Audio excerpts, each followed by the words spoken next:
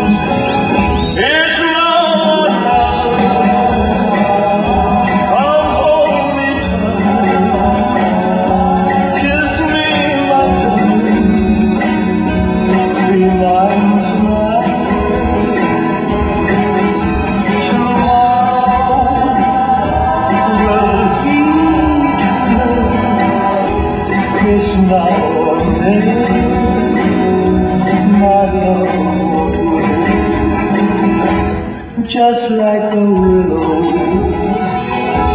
we would cry ocean if we lost true love and sweet devotion. Your lips excite me, let your arms invite me, for who knows when we'll meet again this way. It's now or never.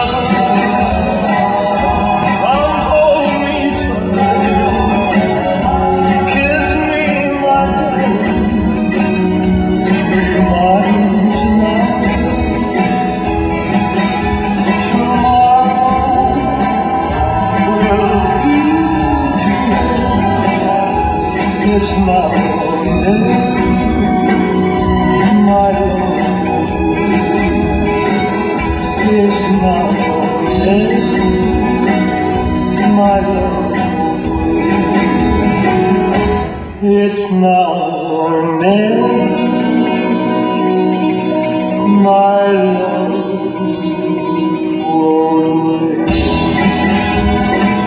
It's not ordinary.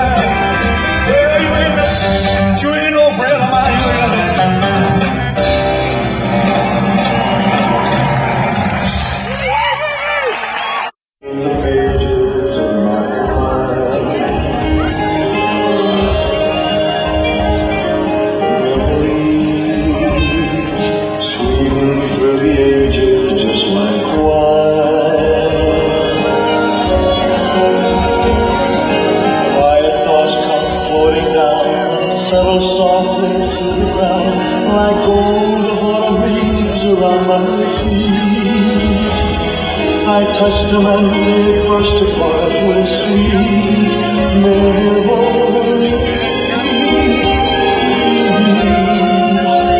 Sweet memories of holding hands and red bouquets and twilight's trembling purple haze and laughing eyes and simple ways and quiet nights and gentle days with you.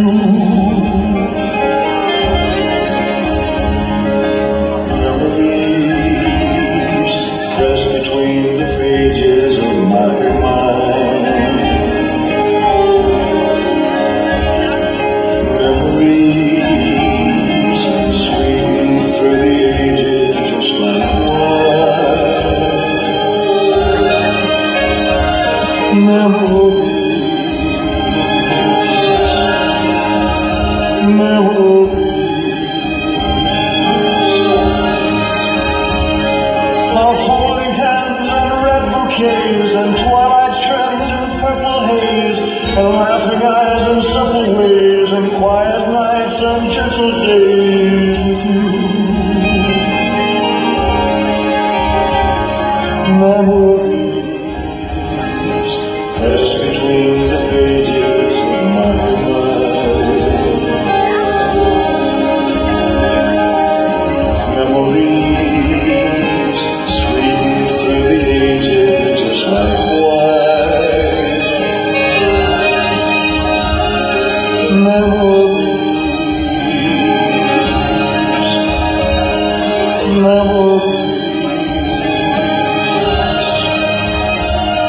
sweet memories,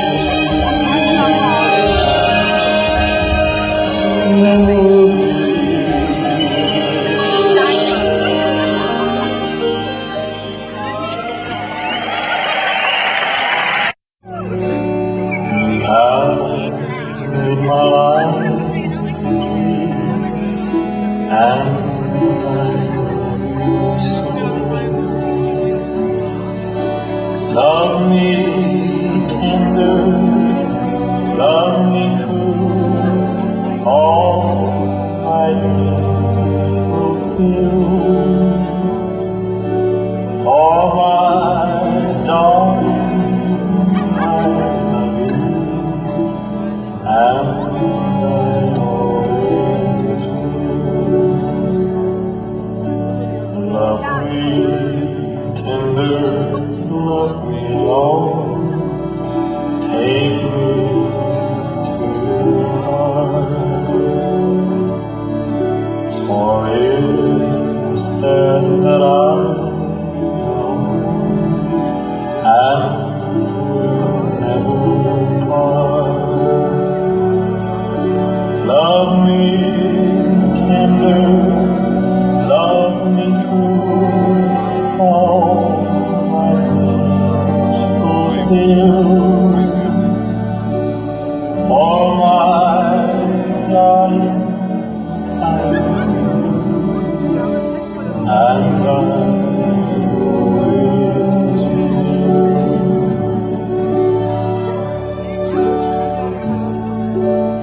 Love me tender, love me dear, tell me you are mine.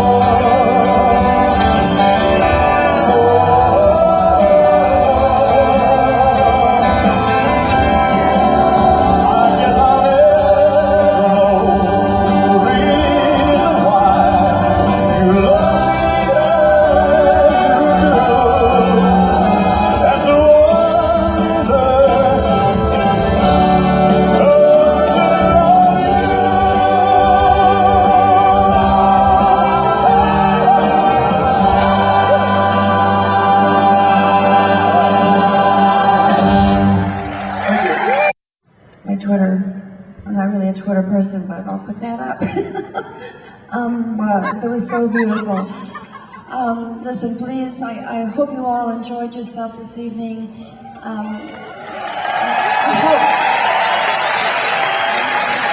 hope those who have never seen Elvis perform before understand who he was, feel who he was, and truly love who he was. He was an incredible human being. He had a big heart.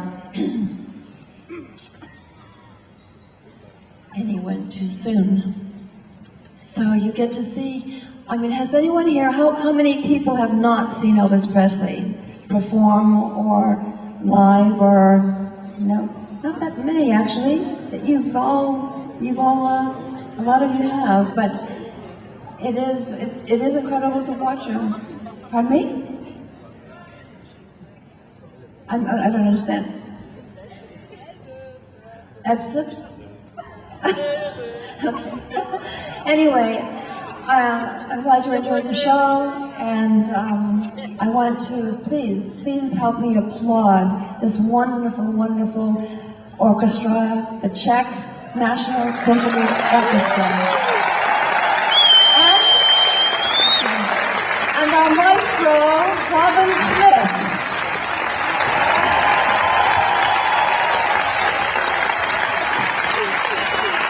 Are you ready for one more?